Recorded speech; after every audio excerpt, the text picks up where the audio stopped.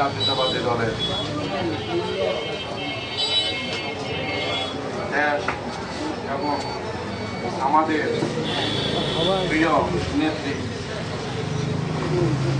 বেগম খালেদা জিয়ার শুভ ৮০তম জন্মবার্ষিকী আলোচনা সভা এবং মিলাদ মাহফিল উপস্থিত ১ থেকে ৯ নম্বর ইউনিয়নের আমাদের বিএনপি যুবদল, ছাত্রদল, স্বেচ্ছাসেবক দল এবং মহিলা দল এবং সেনবাগ পৌরসভারও অঙ্গ সংগঠনের সব নেতৃবৃন্দের প্রতি আমার আন্তরিক কৃতজ্ঞতা।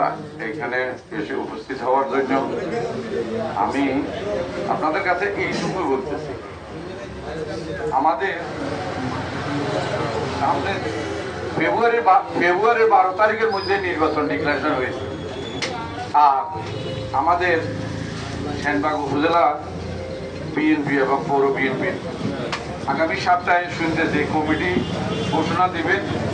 তো আমি আপনাদের কাছে এইটুকু বলতেছি, কমিটি প্রশ্ন না, প্রশ্ন হচ্ছে আমরা আমাদের মাটি ও মানুষের নেতা আলহাজ কাজী মফিজুর রহমানের নেতৃত্বে এই পর্যন্ত আমরা করে আসতেছি। উনি আমাদের সাথে আজকে দীর্ঘ ৩১ বছর এই বাংলাদেশ জাতীয়তাবাদী দল সেনবাগ উপজেলা এবং পৌরসভার লোকজনকে নিয়েই এখনো অবস্থান করতেছেন। এবং আমি আশা করি আমরা সবাই প্রত্যেকটা ইউনিয়ন, ওয়ার্ড এবং উপজেলা এবং পৌরসভা আপনাদের কাছে আমার এই অনুরোধ, আমরা আর বসে থাকার সময় নাই।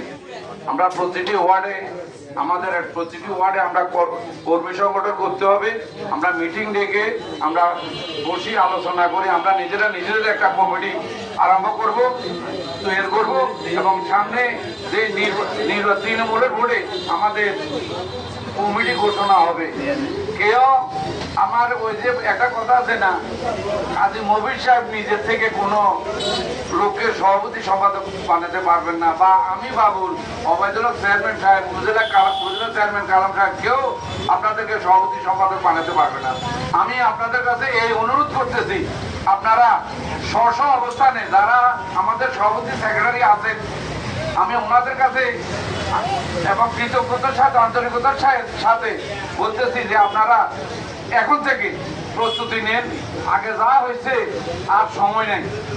আমরা আজকে এখান থেকে আমরা এই প্রতিজ্ঞা করতেছি যে আমরা আগামী দিন আমরা আলহাজ কাজী মফিজুর রহমানের হাতকে শক্তিশালী করার জন্য আমরা নিবেদিত হতে হবে। আমরা সবসময় এই কথাটাই খেয়াল রাখবেন। আমি আজকে